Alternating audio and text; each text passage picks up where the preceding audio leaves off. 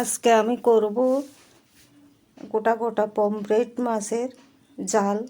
Pomfret মাছগুলো আমি ভেজে নিচ্ছি, বেশি একদম লাল লাল করে ভাজবো না, হালকা করে ভেজে নিচ্ছি আমি।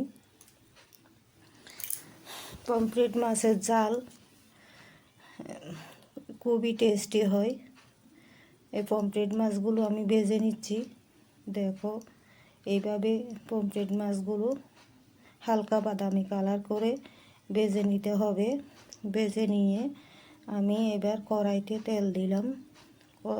তেল দিয়ে এবার তেলের মধ্যে আমি দেব পেঁয়াজ, আর দেব টমেটো, কাঁচা লঙ্কা, সবই দেব। এই যে টমেটো দিলাম, এবার দেব হচ্ছে তোমার কাঁচা লঙ্কা দিয়ে এবার আমি একটুখানি নাড়াচাড়া করে নেব, উল্টাপাল্টা করে একটু ভেজে নেব, উল্টিয়ে পাল্টিয়ে। এইবার দেখো, এবার আমি দেব হচ্ছে, এবার মশলাগুলো আমি একের পর এক দিতে থাকবো। দেখো, এবার প্রথমে আমি দিলাম নুন। নুনটা দিলে না পেঁয়াজটা নরম হয়ে যাবে, প্রথমেই নুন দিতে হবে। নুন দিলে একদম পেঁয়াজ টমেটো নরম হয়ে যাবে। তারপরে আমি দেব মানে গুঁড়ো লঙ্কা আমি দিয়ে দিলাম। এবার দেব জিরের গুঁড়ো আমি দিয়ে দিলাম। এবার ধনের গুঁড়ো দিলাম। আমি বেশি দেব না মশলা, অল্প মশলাই আমি করব। এবার হলুদের গুঁড়ো দিয়ে দিলাম। হলুদের গুঁড়ো দিয়ে এবার আমি একটু নাড়াচাড়া করব, একটু কষিয়ে নেব। কষানো প্রায় আমার হয়ে এসছে।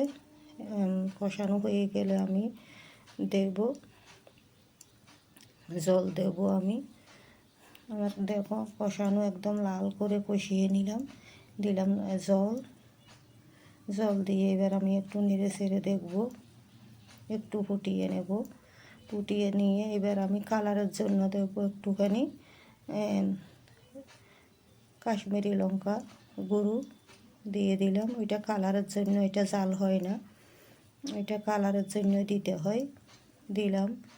এবার আমি আর একটু জল দেব, যেহেতু আমার মাছ বেশি, ওই জন্য আমার গ্রেভিটা করতে হবে।